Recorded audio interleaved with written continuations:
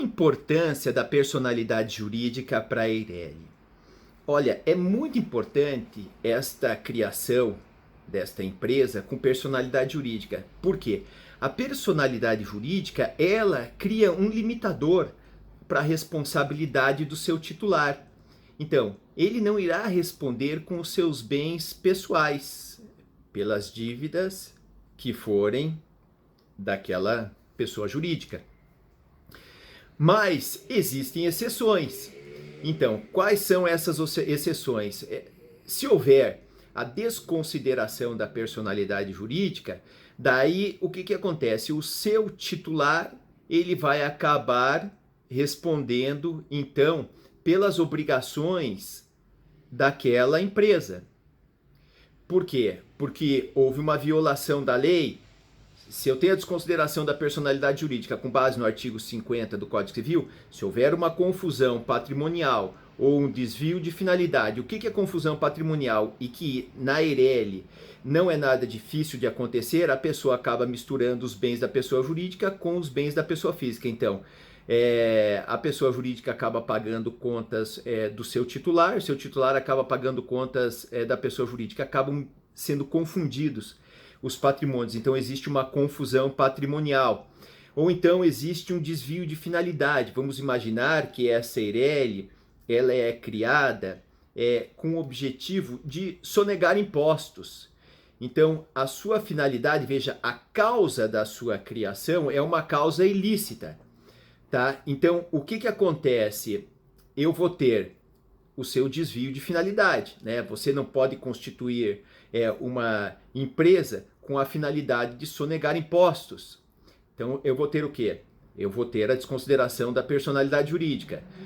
Então tem aqui situações onde ocorre a desconsideração da personalidade jurídica. Daí o que acontece? Os bens ali do seu titular irão responder por aqueles débitos. O que acontece? Sob o ponto de vista trabalhista, a situação ela é mais complicada, porque eu entendo que na Justiça do Trabalho muitos julgamentos são feitos de uma maneira incorreta. E quando que são feitos de uma maneira incorreta? Por exemplo, eu já vi julgamentos na Justiça do Trabalho dizendo que lá eles iam aplicar o artigo 28 do Código de Defesa do Consumidor, ali, veja, o Código de Defesa do Consumidor trata de relação de consumo, para fazer a desconsideração da personalidade jurídica. Olha, não pode. Por quê? Porque o artigo 1052 do Código Civil, que se aplica aqui de uma maneira supletiva, no caso da Eireli, ele limita a responsabilidade dos sócios. Então não pode haver ali a desconsideração da personalidade jurídica baseado no artigo 28, parágrafo 5º do Código de Defesa do Consumidor, porque o artigo 28 do Código de Defesa do Consumidor diz que basta a pessoa jurídica não ter patrimônio suficiente para responder pelas dívidas, que daí serão os bens. Veja, e a responsabilidade aqui ela é subsidiária. Primeiro tem que executar os bens ali da pessoa jurídica. Isso diz o artigo 1023 do Código Civil. Depois serão, então, os bens do seu titular. Só que o titular, é claro, que se a pessoa jurídica tiver bens, ele é obrigado a indicar os bens que aquela pessoa jurídica tem para que sejam ali penhorados antes. Senão, ele vai acabar vindo ali responder pelas dívidas. Então, sob o ponto de vista trabalhista, o que acontece? Tem que observar muito bem o que diz o artigo 1052 do Código Civil, né, que a responsabilidade desse titular, e o 980 ela é limitada. O próprio artigo 980 diz responsabilidade limitada. Então, só se houver ali desconsideração da personalidade jurídica, confusão patrimonial, desvio de finalidade, é que o seu titular poderá ter, então, aí os seus bens pessoais comprometidos para pagar ali um débito trabalhista. Se eu tenho a legislação ambiental, a aplicação da legislação ambiental, lei 6.504, lá diz o artigo 4º, que trata também da questão da desconsideração da personalidade jurídica, para atingir o bem lá do seu titular. Então falei aqui do Código Civil, do Código de Defesa do Consumidor. Quando o Código Tributário Nacional se aplica ali, na verdade não existe desconsideração da personalidade jurídica, existe redirecionamento da execução fiscal para o seu titular. Daí tem que atender o que dispõe o artigo 135 do Código Tributário Nacional.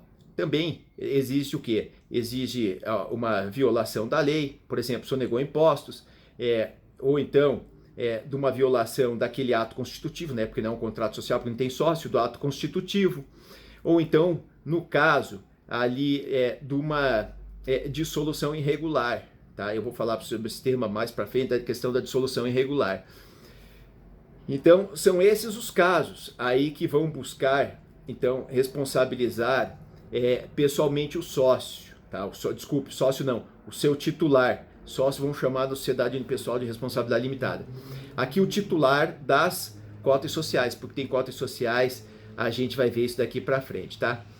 Então, a importância dessa personalidade jurídica é justamente essa. Ela veio ali para dar esta proteção patrimonial àquele titular.